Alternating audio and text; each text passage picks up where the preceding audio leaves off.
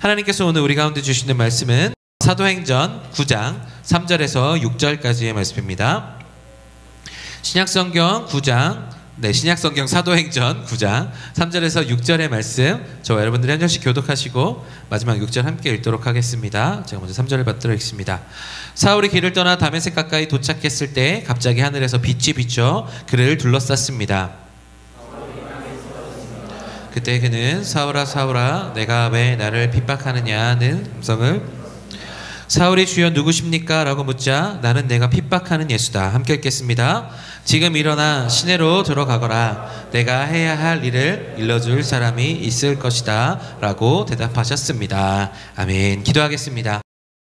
사랑하는 주님 감사합니다. 우리 2025년 시작한 지 얼마 되지 않은 것 같은데 벌써 8월을 시작하는 성령 집회로 나아가게 하여 주시니 감사합니다. 주님, 오늘도 예배를 드리며 주님의 음성 듣기를 간절히 소망합니다. 하나님께 경배하며 예배한 우리들 되기를 간절히 소망합니다. 성령 기름 부어주셔서 이 시간 하나님의 말씀이 선포되게 하시고 인간적인 생각들이나 아버지 우리의 부족한 것들이 드러나는 것이 아니라 하나님의 영광과 임재가 드러나는 이 시간 되기를 간절히 소망합니다. 성령님 이 시간 기름 부어주시고 함께하여 주셔서 말씀이 우리 가운데 심겨지는 귀한 역사가 있게 하여 주시고 아버지 그 말씀이 우리 가운데 심겨짐으로 말미암아 우리 삶이 변화하여 정말 사도 바울처럼 하나님의 크신 쓰임받고 정말 세상 가운데도 빛이 되는 우리 모든 청년들 될 수 있도록 함께하여 주옵소서. 이 시간 우리 가운데 인도하실 주님을 바라보며 나아갑니다. 말씀으로 함께하시고 우리의 영혼 가운데 빛을 비추어 주옵소서. 감사합니다. 예수 그리스도의 이름으로 기도합니다. 아멘. 네, 오늘 저는 다메섹 길 위 호련히 비춘 빛, 세 번째 시간으로 함께 하도록 하겠습니다. 네, 세 번째 시간입니다. 네, 저도 이렇게 길게 할 줄 몰랐는데요. 계속해서 나아갑니다. 네, 지난주가 아니죠. 지지난주 설교를 보시면 사울이 예수님을 만나서 자발적으로 엎드린 이 진정한 예배에 대해서 말씀드렸습니다. 그래서 지지난주 설교의 포인트는 뭐였는가 하면 경배였습니다. 우리가 경배하여 스스로 하나님께 엎드리는 것, 그것이 우리가 지난주의 설교 포인트였는데요. 이번 주도 이 경배의 연장성에 있습니다. 사울이 바울로 변하는 그 특별함의 조건은 어디서부터 시작되었는가 하면 바로 하나님의 임재로부터 시작되었죠. 하나님께서 사울 가운데 예수님의 모습, 예수님께서 임하셔서 그 임재로 말미암아 사울이 변화되기 시작했고 그것으로 말미암아 그 임재는 우리 가운데 진짜 예배, 경배의 마음을 불러일으켰죠. 완전히 엎드려지는 것입니다. 그런데 오늘 본문에서 우리가 보면 이 경배는요, 우리가 생각했을 때 묵직한 하나님의 한방처럼 보이는 이 장면이죠. 하나님께서 바울을 엎드려뜨리게 하시는 그 놀라운 하나님의 위엄과 임재 가운데 들어가는 장면처럼 보이지만 사실상 좀 더 뜯어놓고 보면 대화가 시작되는 친밀함을 볼 수 있는 게 바로 오늘 본문이 아닌가라는 생각을 해보게 됩니다. 그래서 저는 오늘 본문에서 어떤 걸 찾았는가 하면 이 경배 가운데 찾을 수 있는 역설, 패러독스에 대해서 생각해 보았습니다. 이 경배의 역설 가운데서 하나님께서 사도 바울을 변화시키시는 놀라운 은혜의 역사가 나타났다는 것을 저는 오늘 말씀을 통해서 발견하게 되는데요. 이것들을 우리가 함께 나눠보도록 하겠습니다. 먼저 오늘 말씀 4절에서 6절까지 말씀인데요. 우리 4절에서 6절까지 말씀 다 같이 한 목소리를 읽어보겠습니다. 시작. 사울이 땅에 쓰러졌습니다. 그때 그는 사울아 사울아 음성을 들었습니다. 사울이 주여 누구십니까? 라고 묻자 나는 내가 핍박하는 예수다. 지금 일어나 시내로 들어가라. 내가 해야 할 일을 일러줄 사람이 있을 것이다. 라고 대답하셨습니다. 아멘. 사울이요 땅에 쓰러졌죠. 자기를 둘러서 비추는 빛을 보고 그렇게 엎드려졌습니다. 하나님의 강력한 임재 안에 있었던 거죠. 그 빛이 자신을 둘러싸서 스스로 엎드린 것입니다. 쓰러졌습니다. 하나님의 임재 앞에서 우리가 똑바로 설 수 있는 사람은 사실 아무도 없습니다. 하나님의 그 크신 위엄 앞에서 우리는 사실 엎드려서 목숨을 구걸해야 되는 그런 연약한 존재에 불과하죠. 그래서 하나님의 임재 앞에 똑바로 설 수 없는 이유는 우리가 하나님 앞에서 두려움을 느끼기 때문입니다. 하나님의 임재 앞에 두려운 마음이 드는 것, 이것을 예전에 제가 설교했었는데 뭐냐면 경외감이 드는 겁니다. 위대하신 하나님의 그 앞에서 우리는 경외, 두려운 마음이 들어서 우리는 엎드려지는 거죠.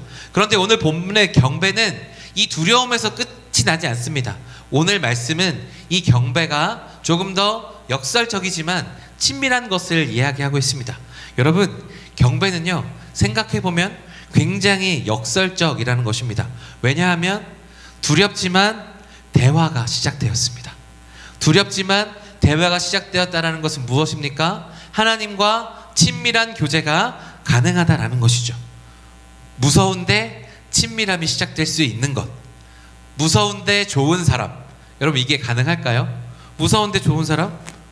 이게 가능한가 싶은데 이런 역설적인 것들이 가능하다라는 것이죠. 언제 이것이 가능한가 생각해보면 우리가 굉장히 좋아하는데 그런 좋아하는 분야의 대가를 만날 때 우리는 어떤 이런 느낌이 아닐까라는 생각을 해보게 됩니다. 여러분들이 잘 아는, 저도 좋아하는 해리포터가 덤블도어를 만나러 갔을 때 덤블도어가 굉장히 편한 사람인가요? 편하지 않죠. 어쩌면 두려워할 수 있는 존재죠. 그러나 해리포터는 덤블도어를 좋아하고 그 안에서 자신이 어떻게 헤쳐나가야 될 답을 얻는 그런 상황이 놓이게 되죠. 해리포터가 덤블도어를 놀러 가는 그런 상황이 두려운데 좋은 그런 관계이겠다라는 생각을 하게 됩니다. 제가 수련회 때 말씀드렸던 너는 특별하단다의 그 펀치넬로가 엘리를 만나러 갈 때 그 기분이 아마 그런 복잡 미묘한 역설적인 그런 모습이 있지 않은가라는 생각을 해보게 돼요. 그래서 경배라는 것은 그냥 단순히 우리가 두려움을 느끼는 것이 아니라 그 안에서 함께 하시는 우리 가운데 말을 걸어오시는 하나님과 함께 두렵지만 친밀한 단계로 나아갈 수 있는 그런 느낌이라는 거죠. 우리가 그 하나님의 그 기쁨을 볼 때 우리는 그 두려움을 느끼는 것이 당연합니다. 그런데 하나님께서는 그 두려워하는 데도 그치지 않고 우리 가운데 말을 걸어오세요.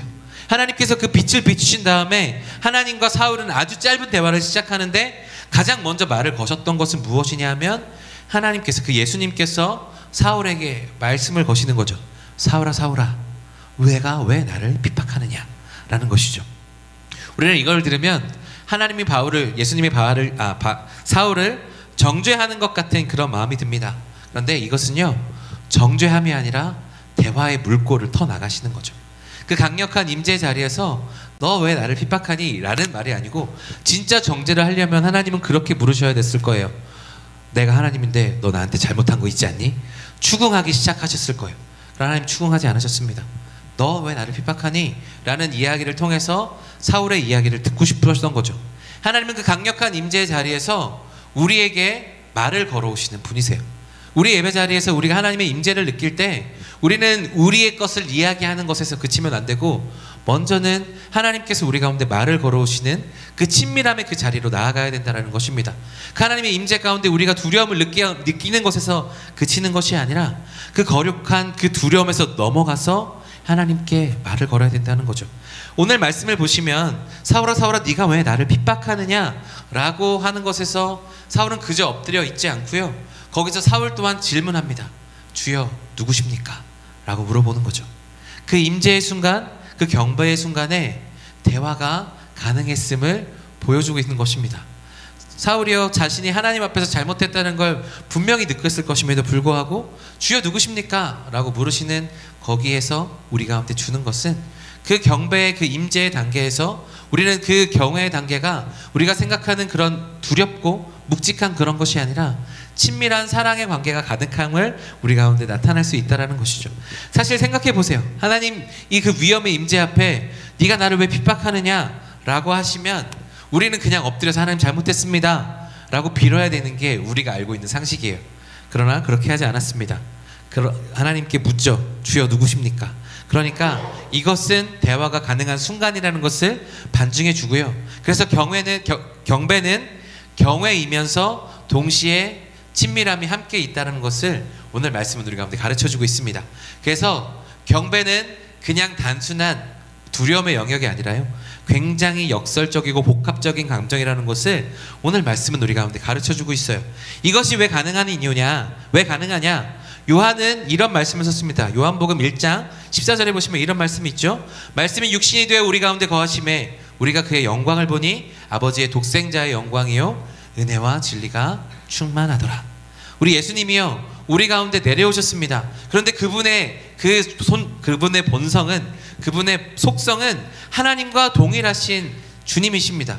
그래서 그 하나님께 있는 영광이 그분께 있죠. 은혜와 진리가 충만하신 분이시라고 성경은 우리 가운데 가르쳐주고 있습니다. 그런데 그 로고스 자체하셨던 그 말씀이신 예수님께서 육신이 되어서 우리 가운데 임하셨다라는 것이에요. 이것은 그 영광스러운 그 임재가 우리 가운데 보이시기 위하여서, 우리에게 그것을 말을 걸어 오시기 위하여서 주님께서 이곳 가운데 우리가 이해할 수 있는 코드를 맞춰서 내려오셨다라는 거죠. 우리는 사실상 하나님을 눈으로 볼 수 없죠. 하나님의 임재를 우리는 눈으로 볼 수 없습니다. 그냥 단지 느끼고 경험할 뿐입니다. 그런데 제가 왜 친밀함에 대해서 이야기하느냐 하면, 바로 하나님께서 우리와 통하시기 위해서 우리와 같은 모습으로 육신을 입고 이 자리에 내려오셨다라는 것입니다.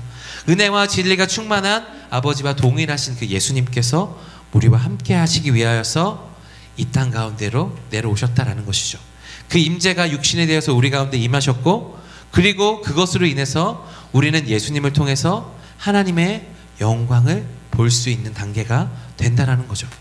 하나님께서요, 모세가 이런 기도를 했죠. 하나님, 당신의 얼굴을 보기를 원합니다. 당신의 영광을 보여주옵소서 라고 이야기했을 때 하나님 뭐라고 하셨습니까? 네가 나를 보면 정녕 죽을 것이다 라고 하셔서 그 영광을 보여주실 때 정면을 지나갈 때 눈을 가리시고 뒤편만 보여주셨던 내용이 성경에 나오죠. 그런데 그런 위험에 넘치는, 보면 그 영광 때문에 죽을 수밖에 없던 그 하나님이 예수님의 모습을 입고 내려오셨다라는 거예요. 왜? 경배를 통해서 우리에게 내가 위대하다, 내가 놀라운 존재다 라는 것을 보이시기 위함이 아니고요, 그 존재가 나는 너와 대화하고 싶다, 나는 너와 함께 하고 싶다 라는 것을 보여주기 위해서 이 가운데 오셨다라는 거예요. 그래서 이것을 통해서 경배의 역설을 우리는 받아들이고 하나님께로 나아가야 한다는 것입니다. 하나님은 우리에게 진정한 경배를 원하시는데, 진정한 경배는 단순히 엎드려지고 자복하는 것에서 그치지 않고 하나님과 대화하는 데 있다는 거죠. 그래서 우리는 하나님께 깊은 마음을 가지고, 담력을 가지고 하나님의 깊은 마음 가운데 나아가야 된다는 것입니다. 예수님께서 십자가에 달려 도구시고 가장 중요하게 일어났던 일이 무엇인가 하면 휘장이 찢어진 거죠. 휘장이 찢어졌다는 것은 뭐예요? 성소와 지성소의 구분이 없어졌다는 것입니다. 네, 성소와 지성소의 구분이 없어졌다는 얘기는 지성소로 들어가면 죽는 거거든요. 근데 휘장이 찢어졌어요. 그럼 성소와 지성소의 구분이 사라진 겁니다. 그러면 하나님의 임재가 어느 곳에나 있을 수 있는데, 하나님의 임재 때문에 우리는 어디서나 죽을 수 있는 존재가 되었었던 건데, 예수님의 피로 말미암아 우리는 그 영광을 느끼고도 죽지 않을 수 있는 존재가 되었다는 거죠. 바다의 그 심연의 그 깊은 가운데 우리가 내려가면 두려움을 느끼지만, 그 가운데 우리가 그것을 느끼기 위해서 스쿠버 다이빙도 하죠. 하나님 안에 깊이 들어가면 우리는 두려워요. 왜?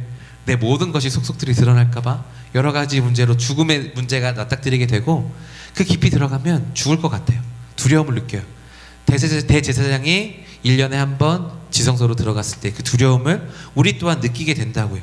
그러나 하나님은 그 깊음 가운데로 우리를 초대하십니다. 그 경배 가운데로 우리를 초대하세요. 예수님의 피를 힘입어서 그 담력을 가지고 깊이 나아갈수록 더 깊어지는 게 우리의 마음이라는 거예요. 여러분, 경배의 역설은 하나님이 위엄으로만 나타나신 것이 아니라 우리를 한 사람 한 사람씩 부르셔서 친밀하게 교제하시고자 하는 그런 단계까지 나타난다라는 거예요. 사도 사울이 이렇게 바울로 변화할 수 있었던 가장 큰 기초는 하나님께서 임재하셔서 그와 함께 대화를 시작하셨다라는 것에 있습니다. 사랑하는 여러분, 우리가 이곳에 와서 예배를 드리는 이유는 무엇인가요? 일주일에 한 번 습관적으로 와서 예배 드리시나요?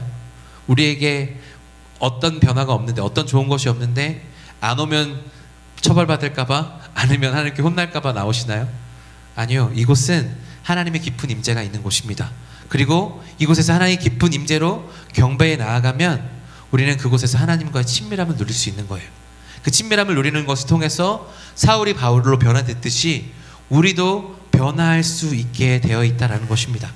하나님의 영광을 보면서도 죽지 않을 수 있는 특권, 모세도 누리지 못했던 것인데 우리는 누릴 수 있죠. 왜냐하면 예수 그리스도의 그분 때문에. 사랑하는 여러분, 그래서 여러분도 이 경배의 단계로 나아갈 수 있는 여러분들이 되기를 간절히 소망합니다. 그 경배 단계에 들어가서 하나님과 함께 더욱더 친밀하게 누리실 수 있었으면 좋겠어요. 여러분, 우리가 왜 변하지 않을까요? 하나님이 약해서요? 아니요. 우리가 진짜 경배의 단계로 들어가지 못하기 때문일 수도 있습니다. 그리고 그 깊은 단계 나아가서 하나님의 음성을 듣지 않고 그냥 내가 원하는 대로만 예배를 드리기 때문일 수 있어요. 진짜 예배는요, 하나님과 대화하는 것이고, 이것은 저에게만 집중되는 것이 아니라 영과 진리로 예배하는 모든 사람들에게 열려있는 것입니다. 이 영원한 삶을 누릴 수 있는 이 경배의 단계에서 하나님의 친밀함을 누릴 때 우리는 진짜 변화를 맛보게 되어 있다는 것이죠. 어떻게 우리가 변화하게 되어 있느냐? 하나님을 만나면 우리는 우리의 민낯을 발견하게 되어 있습니다. 오늘 말씀 5절 말씀인데요, 우리 5절 말씀 다 같이 한 목소리로 읽어보겠습니다. 시작.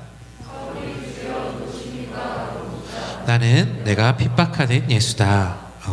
오늘 말씀 두 번째 포인트 우리가 생각해 보면요, 사울은 자신이 예수님을 핍박하고 있다는 사실을 들었습니다. 사울에게 찾아온 그 경배의 순간, 바로 그 순간에 예수님께서는 한마디 하시죠. 나는 네가 핍박하는 예수다. 지난주에 제가 이것을 가지고 무엇이라고 설명했는지 기억하실지 모르겠습니다. 지지난주요? 아, 내가 틀렸구나. 저들이 맞고, 내가 핍박하려고 했던 저들이 맞고 내가 틀렸구나. 예수님이 맞고 내가 틀렸구나 라는 것을 깨달았다라는 것이고, 그리고 나는 하나님 앞에서 꼼짝없이 죽어야 되는 사람이었지만 나 대신에 예수님이 죽으셨구나 라는 것을 깨달았을 것이다 라는 거예요. 그리고 예전 기억이 잠시 주마등처럼 스쳐 지나갔을 겁니다. 그 중에 가장 기억에 남는 사람은 바로 스데반이었을 것이다. 제가 말씀을 드렸을 거예요. 예수님을 수호하던 사람들, 그 복음을 지키기 위해 애를 쓰던 사람들, 그 스데반. 여러분, 성경을 쭉 보면요, 사도 바울이 말로 이기지 못했던 사람이 없습니다. 다 말로 이겼죠. 유일하게 이기지 못했던 사람은 스데반이었습니다. 거기에 있었는데 아무도 스데반에게 이야기하지 못했고 그냥 돌로 쳐서 죽일 수 있는 사람이었다라는 것, 그렇게밖에 이길 수 없는 사람이었던 거죠. 사도 바울이 예수님의 그 음성을 듣자, 아, 정말 뛰어난 사람이었는데 예수님의 복음을 위해서 살려두어야만 하는 사람이었는데 내가 그를 죽였구나 라는 것을 깨달았을 거예요. 나는 네가 핍박하는 예수다 라는 그 이야기를 통해서 그는 내가 참 잘못 살았구나를 생각했을 거예요. 그러면서 이런 생각이 들었을 겁니다. 아, 나는 하나님 앞에서 참 쓸모없는 사람이구나. 나 참 부족한 사람이구나 라는 것을 깨달았던 거죠. 아, 하나님 앞에서 내가 내세울 것이 하나도 없는 사람인데 살기가 등등하여 계속해서 불법을 자행하고 살았구나 라는 것을 깨닫게 되었을 거예요. 하나님을 경배하고 하나님의 그 임재 가운데로 들어가면 내가 틀렸다라는 것을, 내가 잘못했던 것이라는 것을 분명하게 깨닫는 단계가 온다라는 거죠. 그리고 그 경배 안으로 들어가면 내가 그동안 자랑으로 여겼던 그 모든 것들이 쓸모없는 것이라는 것을 깨닫는 거죠.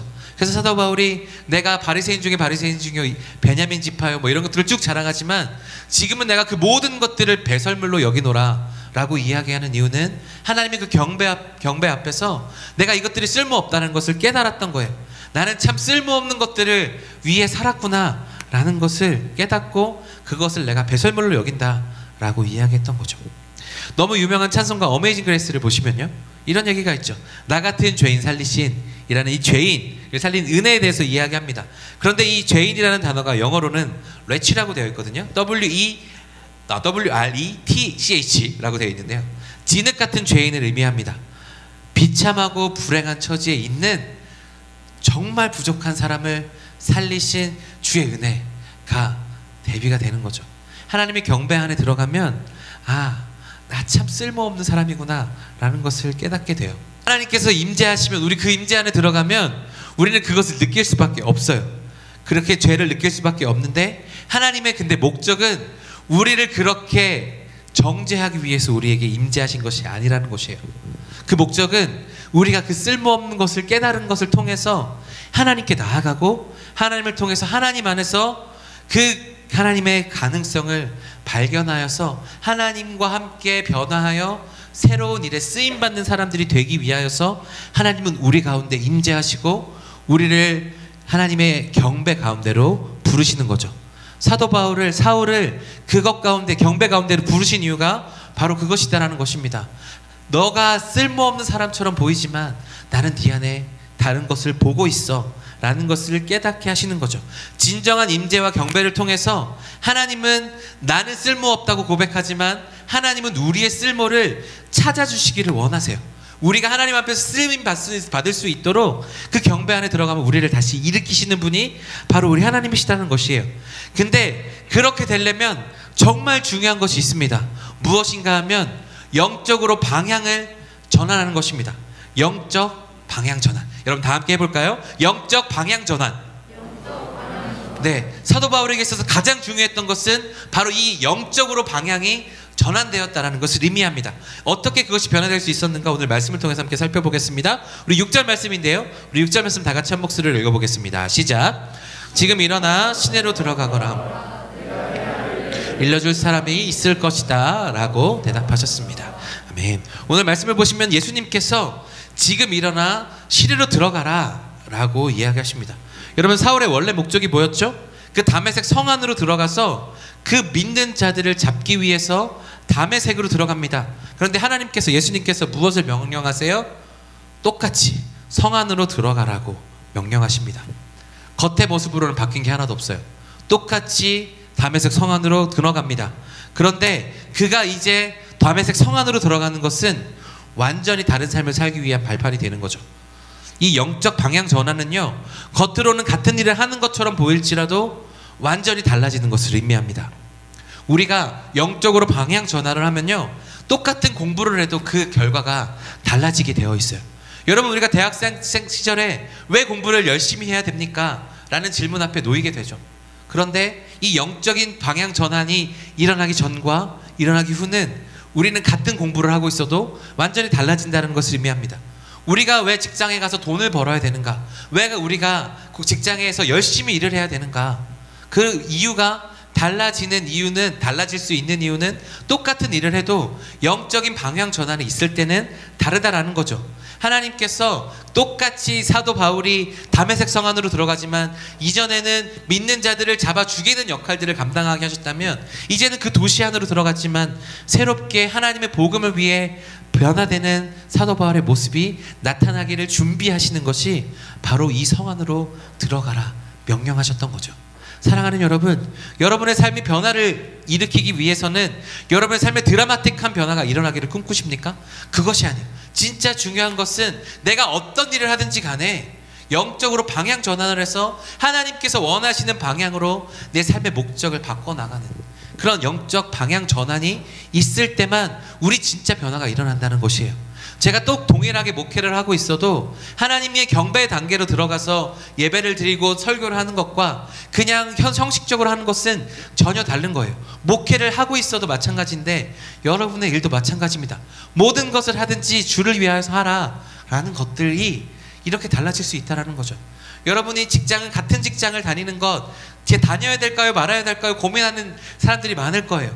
그러나 다니는 것과 다니지 않는 것, 그것이 큰 하나님의 뜻 안에서는 변화되는 것은 없습니다. 그러나 하나님께서 여러분의 마음 가운데 그곳에서 해야 될 영적인 방향에 대한 감각을 주시고 방향을 주시고 그 말씀을 들어서 그 경배 안에서 하나님의 음성을 듣고 그 가운데로 나아가면 우리는 완전히 달라진 삶을 살 수 있다는 거예요. 그래서 내가 A를 하든지 B를 하든지 C를 하든지 간에 모든 것이 합력하여 선을 이룰 수 있는 것은 내가 영적으로 하나님께서 기뻐하시는 데 서기 위해 하는 것인가 라는 거죠. 같은 돈을 벌어도 우리는 그렇게 다르게 할 수 있다는 것이에요. 우리가 이 영적인 방향이 달라지면, 영적인 의미가 바뀌고 방향이 바뀌면 우리의 삶은 완전히 달라지게 돼 있다는 것입니다. 같은 직장을 다녀도 이전과 이유가 달라질 수 있다는 것이고요.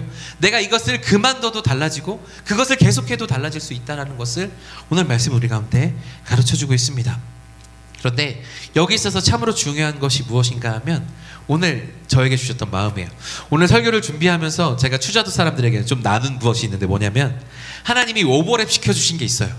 여러분 사울이라는 이름이 신약 사도행전에도 나오는데 구약에도 나옵니다. 구약에 누가 나오죠? 다윗 왕 전에 왕이 되었던 사울이 나옵니다. 그런데 이 둘이 완벽하게 교차되는 지점이 있어요. 어디냐 하면 바로 그곳입니다. 구약의 사울이요, 살기 등등하여서 구약의 사울이 라마 나요디라는 곳으로 갑니다. 거기에 사무엘이 있었고, 사무엘 예언 학교가 있었고, 예언자들을 키우는 학교가 있었고, 다윗이 거기에 숨어 들어갔다는 소식을 들어요. 그리고 사울은 그곳에 다윗을 죽이기 위해서 라마 나요스로 갑니다. 자, 신약의 사울을 한번 보시죠. 사울이 살기 등등하여 다메섹으로 갑니다. 왜요? 거기 있던 믿는 자들을 잡아서 박해하기 위해서 그곳으로 갑니다. 구약의 사울은 라마 나요스로 갔고, 신약의 사울은 다메섹으로 갔어요. 근데 그 둘 다 도시 가까이에 가서 엄청난 하나님의 임재를 경험합니다. 구약의 사울은요, 라마 나요스 가까이 갔을 때 하나님의 선의 임재가 나타났어요. 이 다윗 현실의 뿌리박은 영성에 보면 이것을 선의 마력으로 평행하고 있는데, 하나님의 영이 임하여서요, 그가 옷을 다 벗고 예언자들처럼 예언하기 시작했습니다. 그렇게 하나님의 강력한 임재를 통해서 그가 마치 선지자처럼, 예언자처럼 하나님의 말씀을 하기 시작했죠. 신약의 사울도 마찬가지. 다메섹에서 하나님의 임재를 만나서 그 임재 가운데 하나님과 대화하는 것들을, 그 경험, 그 기름 부으심과 그 경배의 단계를 경험했다라는 거죠. 이 구약의 사울이 경험했던 것과 신약의 사울이 경험했던 그것들이 어느 것이 더 센가를 우열을 가릴 수 없어요. 둘 다 아주 강력한 하나님의 임재요, 경배의 순간이었죠. 그런데 그 둘은 그 후에 완전히 다른 결과가 나타납니다. 구약의 사울은 변하지 않았죠. 그러나 신약의 사울은 완전히 변했습니다. 왜요? 이 둘이 바뀌지 않는 이유는 무엇인가 하면 영적 방향 전환이 이루어지지 않았기 때문입니다. 이 영적 방향 전환을 이루기 위해서 해야 되는 것은 무엇인가 하면, 예수님께서 너희가 도시로 들어가라 라고 하시면서 뒤에 무슨 말씀을 하셨냐 하면, 내가 해야 할 일을 일러줄 사람이 있을 것이다 라고 이야기하세요. 여러분, 저는 생각합니다. 하나님께서 더 강렬하게 지금 말씀해 주시면 되잖아요. 너 지금 가서 누구를 만나서 이런 일들을 해라 하시지만, 하나님 그렇게 하지 않으셨어요. 너는 내가 해야 될 일을 일러줄 사람이 있을 것이다. 사람을 예비해 두셨다라는 거죠. 사랑하는 여러분, 우리는 하나님의 음성을 날마다 듣기를 원합니다. 그런데 하나님의 음성을 듣는 방법은요, 하나로 고정되어 있지 않아요. 굉장히 다채로운 방법들로 우리 가운데 들려집니다. 성경을 통해서, 큐티를 통해서 하나님께서 말씀하실 수도 있고, 우리 마음에 소원을 두고 말씀하시는 것들도 있고요. 때로는 오늘 말씀에서처럼 사람의 음성을 통해서 하나님께서 우리에게 들어야 될 것들을 듣게 하신다는 것입니다. 그 근원은 하나님께로부터 왔지만 하나님의 음성을 듣는 도구는 많은 것이 있을 수 있다는 것인데, 그 중에 하나가 하나님께서 사람을 통한 음성을 듣게 하신다는 거예요. 사울은요, 구약의 사울은요, 그 이후에 아무것도 듣지 않습니다. 자기의 감정만 했죠. 그러나 신약의 사울은 그 이후에 아나니아를 통해서 들려진 말씀에 순종하는 것을 보게 됩니다.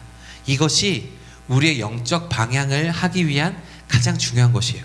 무엇인가 하면 하나님의 음성에 귀를 기울이는 것인데, 그것 중에 하나가 사람을 통한 음성, 하나님께서 내 주변에 있는 사람들을 통해서 하나님의 말씀을 하실 수 있다는 것을 우리는 인정해야 됩니다. 내가 내 주변에서 하는 사람들의 이야기가 다 사람의 이야기가 아니고요, 때로는 하나님께서 나에게 들려주실 것들을 사람을 통해서 말씀하신다는 거예요. 제가 오늘 딱 한 가지 주자도 이야기를 하나 준비했는데요. 뭐냐면요, 우리가 수요일에 가정 방문을 했습니다. 권사님 좋아하는 찬송가가 있으세요? 그랬더니 제가 원래 성령님의 인도하심을 받아서 원래 나 같은 죄인 살리신을 좋아하는데요, 나중에 성령님께서 나의 갈 길 다 가도록 이런 걸 좋아하신다고. 근데 들었는데 이분과 대화를 해보니까 이분이 찐인 거예요. 이분 내공이 장난 아니다. 그래서 저도 고민하고 있다가, 그러면 권사님 청년들한테 혹시 해주고 싶은 말 있으세요? 라고 물어봤습니다. 여러분, 신앙생활 하다 보면 우리가 성장을 하게 되어 있어요. 그런데 성장을 하면 우리에게 고난과 시련이 찾아옵니다. 사람들과 싸울 수도 있고 어려울 수도 있는데, 그것들을 기도하면 하나님이 반드시 이겨나갈 수 있는 힘도 주세요. 미워하는 사람도 생기겠죠? 그런데 그 미워하는 사람도 내 마음을 위해서 기도하면 하나님이 사랑할 수 있는 마음도 주세요 라고 이렇게 말씀하시는 겁니다. 와, 그 이야기를 듣고 완전 우리가 기절하고, 나중에 우리 첫 추자도에서 나눔했던 얘기들을 보면 우리가 이 이야기 들으러 추자도에 왔다라고 이야기했어요. 내가 이 이야기 들으러 내가 추자도에 왔구나. 이분들이 하시는 말씀들이 아주 주옥 같은 말씀이었어요. 사랑하는 여러분, 우리가 하나님께서 우리를 이 공동체 가운데 이끄신 이유가 무엇일까? 때로는 여기 있는 사람 때문에 실족도 하고 우리가 넘어지기도 하지만, 그런 하나님께서 우리를 이곳 가운데 보내신 이유는 우리는 부족하거든요. 우리는 연약하거든요. 서로가 다 그래요. 저도 부족하고 여러분들도 부족해요. 아무도 완벽하지 않습니다. 하나님 빼고는 완벽한 사람이 아무도 없습니다. 그러나 그 완벽하지 않은 우리들을 통해서 하나님 때로는 하나님의 사람들의 이야기들, 하나님의 이야기들을 우리를 통해서 듣게 하세요. 그렇게 우리를 위로하게 하시고, 때로는 그 사람들을 통해서 찔림을 받게 하시고, 그 사람들을 통해서 우리가 이끌림 받을 수 있도록 하세요. 여러분, 경배에 들어간 하나님께서 우리 가운데 말씀하시는데 그 음성에 귀를 기울이지 않고 내 생각에 그러대로 사로잡혀 있으면 우리는 사울 그대로의 모습으로 남아있을 수밖에 없다라는 거예요. 이 경배의 역설은요, 두려움과 친밀함이 존재하고 공존하지만 경배할 수밖에 없는 존재인 우리가 하나님의 임재를 경험하면서도 우리가 하나님의 음성을 듣지 않으면, 그 친밀함으로 나아가지 않으면 우리는 여전히 변할 수 없다라는 그런 역설 또한 존재한다는 거예요.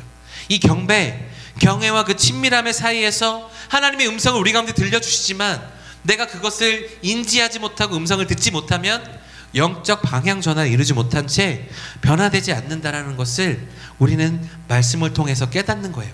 그러나 우리가 그 경배의 중심에서 하나님의 음성을 들으고 그 음성에 귀를 기울이면 나의 연약함은 깨닫지만 그 연약함을 들어서 사용하시는 주님의 위대함을 경험하게 되고, 사울이 바울이 되는 역사처럼 우리 또한 변화되는 역사를 경험할 수 있다는 거죠. 그 경배의 단계에 들어갔음에도 불구하고 우리는 그것들을 거부하고 하나님의 음성을 듣지 않고 영적 방향 전환을 일으키지 않기 때문에 우리는 변화하지 않는 겁니다.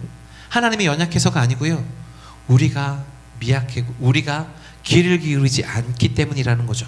그러므로 사랑하는 여러분, 이 경배의 역설을 기억하시면서 하나님께서 우리 가운데 말을 걸어오시는 분이시라는 것을 꼭 기억하시기를 바라요.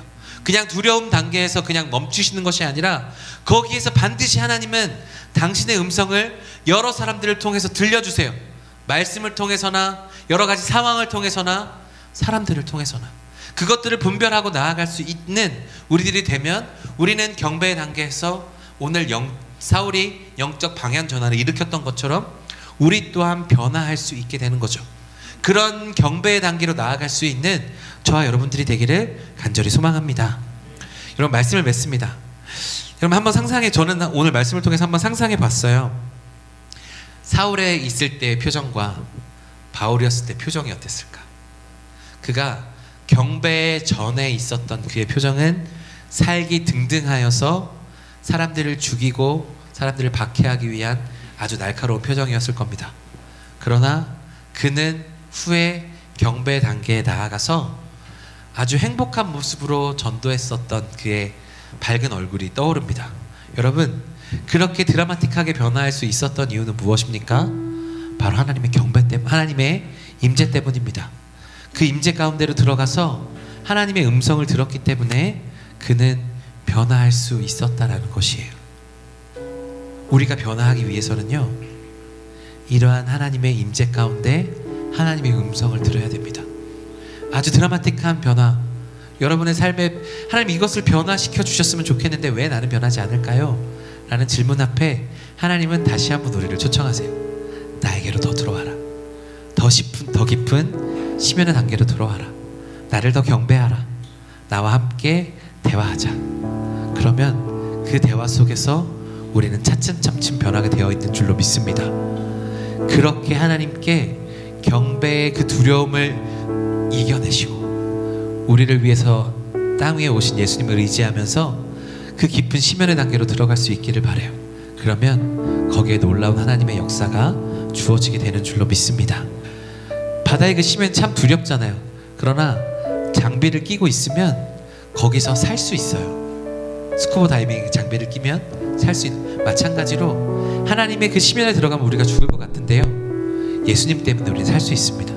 예수님이 우리 호흡 되시거든요. 예수님이 우리를 살려주시거든요. 그럼 그곳에서 하나님과 함께 대화하면서 정말 또 다른 세계를 경험하게 되는 거예요. 그런 경배의 단계, 그 경외의 단계, 그 친밀함의 단계에 나아갈 수 있는 저와 여러분들이 되기를 간절히 소망합니다.